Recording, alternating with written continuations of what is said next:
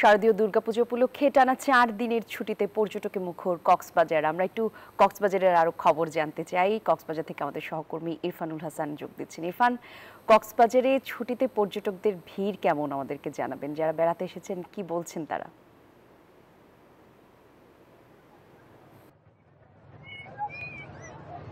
জি কলি, কক্সবাজারে দুর্গাপুজোর ছুটিতে আজকে একেবারে উৎসবের আমেজ বিরাজ করছে। এই মুহূর্তে সৈকতে যখন থেকে সূর্যের তাপ একটু কমতে শুরু করেছে, মানুষের এখানে আনাগোনা বৃদ্ধি পেয়েছে। আমার পেছনে দৃশ্য যদি একটু দেখাই, এখানে কিছুক্ষণ আগে থেকে আসলে দেখছি যে মানুষের যে সৈকতে নামার যে ঢল, সেটি কিছুক্ষণ আগে থেকে শুরু হয়েছে। যেহেতু সকাল থেকে যথেষ্ট পরিমাণ রৌদ্র তাপ ছিল, এই রৌদ্র তাপের ফলে কিন্তু মানুষজন আসলে সকালে তত বেশি নামতে দেখা যায়নি।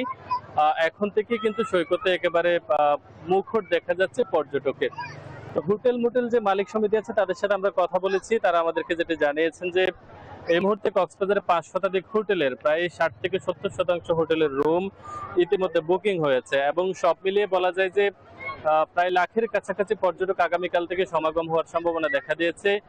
এবং বুধবার বৃহস্পতিবার যেহেতু সরকারি ছুটির দিন, এই দুই ছুটির দিনে ইতিমধ্যে অগ্রিম বুকিংও অনেক হোটেলে প্রায় 80 থেকে 90% হোটেলে অগ্রিম বুকিংও সম্পন্ন হয়েছে। সব মিলিয়ে এবারে পুজোর ছুটি 2 দিন সাপ্তাহিক ছুটি আর 2 দিন সরকারি ছুটি মিলিয়ে 4 দিনের যে লম্বা ছুটিতে পেতে যাচ্ছে, এরই ফলে কিন্তু কক্সবাজারে যথেষ্ট পরিমাণ পর্যটকের সমাগম হওয়ার প্রত্যাশা করা হচ্ছে। পুজোকে কেন্দ্র করে আগত পর্যটকদের নিরাপত্তা ইতিমধ্যে জেলা প্রশাসনের পক্ষ থেকে 4 স্তরের নিরাপত্তা ব্যবস্থা জোরদার করা হয়েছে। এখানে আমরা ট্যুরিস্ট পুলিশ এবং র্যাব সহ বেশ কয়েকটি যারা আইন শৃঙ্খলা বাহিনীর সদস্যরা রয়েছেন তাদের একেবারে নিরাপত্তা বলয়ের বিষয়টি আমরা দেখছিলাম এবং এখন পর্যন্ত কোনো পর্যটকের আসলে অপ্রীতিকর কোনো ঘটনার কোনো খবর আমরা পাইনি।